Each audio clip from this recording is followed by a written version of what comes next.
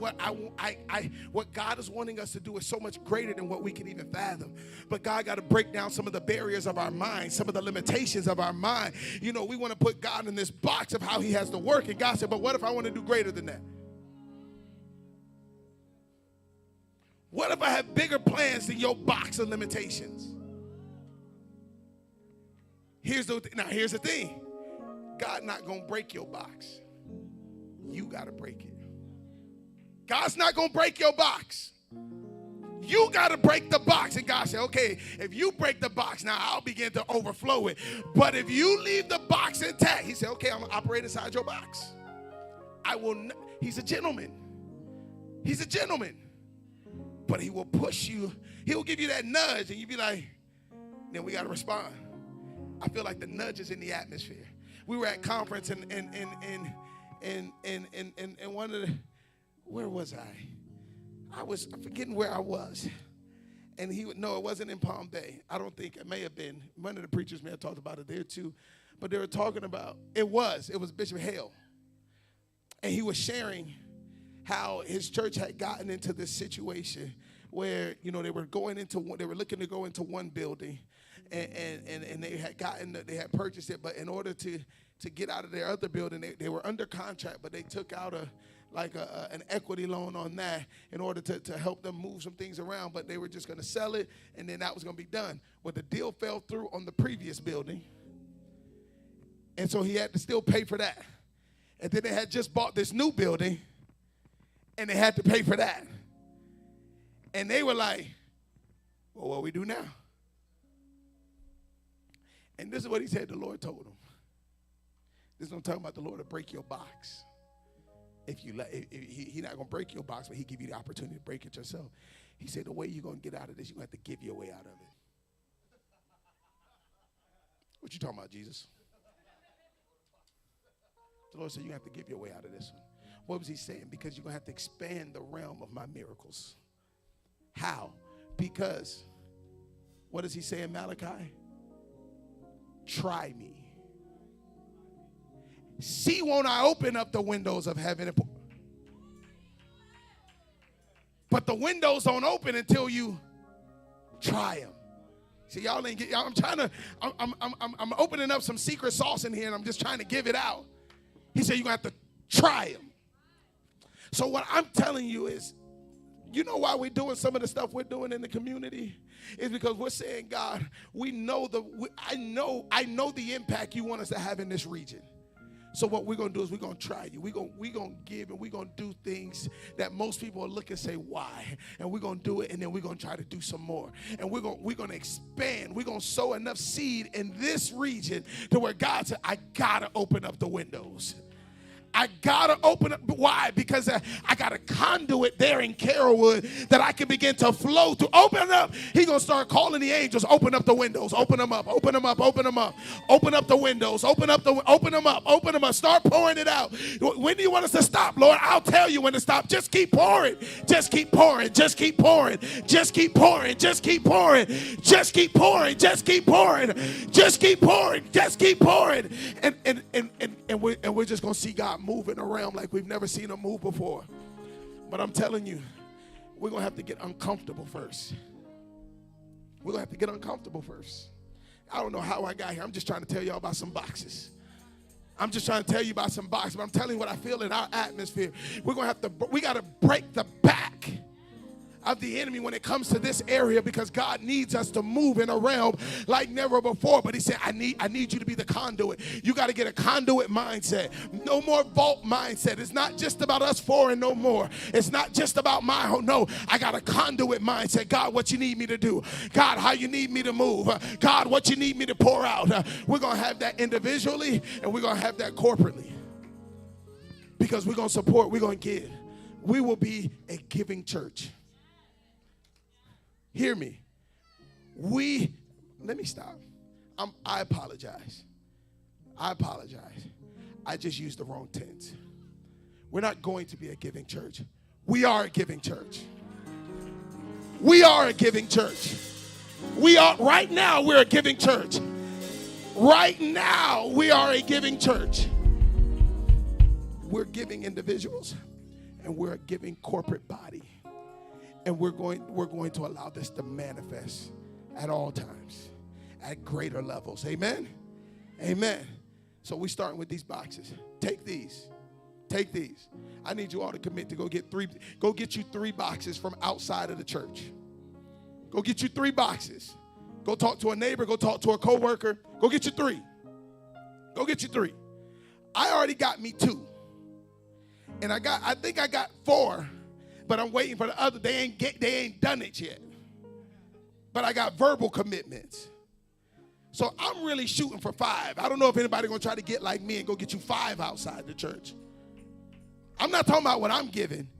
I'm talking about I'm going to get 5. I need to. Who gonna go get? Who willing to get 5? Come on, we got 5. We got people willing to get 5.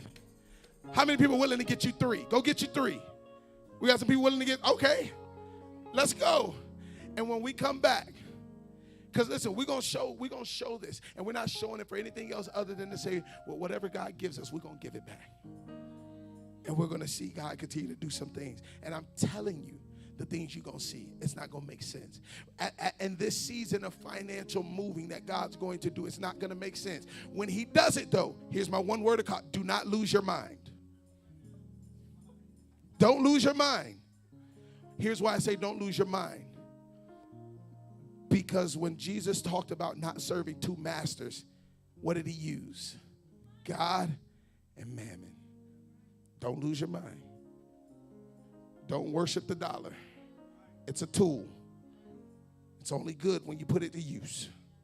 That's all we're doing. Amen? Amen. And God's going to move. All right. I got something else to take care of.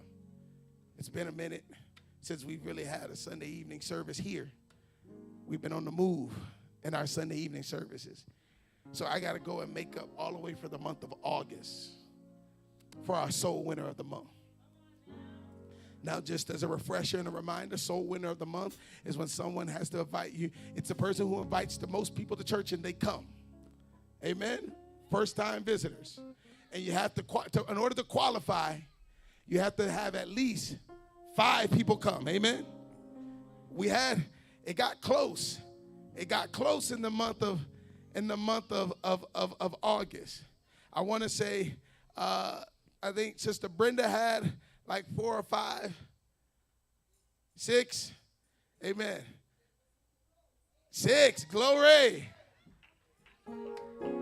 That's powerful. You still had someone ahead of you though.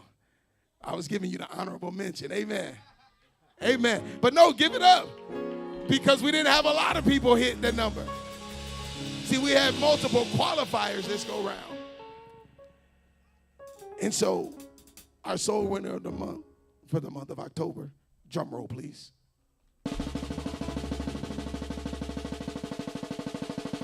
Is Sister Chelsea Yawn. August. We didn't do it for August. Come on down, ma'am. Now, there were a couple of benefits that comes from soul winner of the month. One is, and we're still working on the parking space, so I got you, don't worry. I still owe the brother JR his month of parking. But then we also have our gift card in the amount of $200.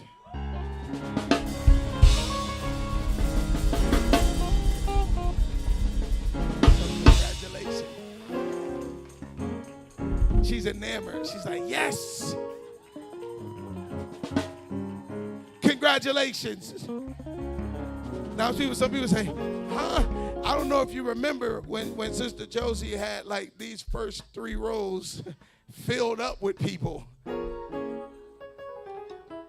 So now I also, because some people say, well, that was August. What about September? For the month of September, we had no qualifiers.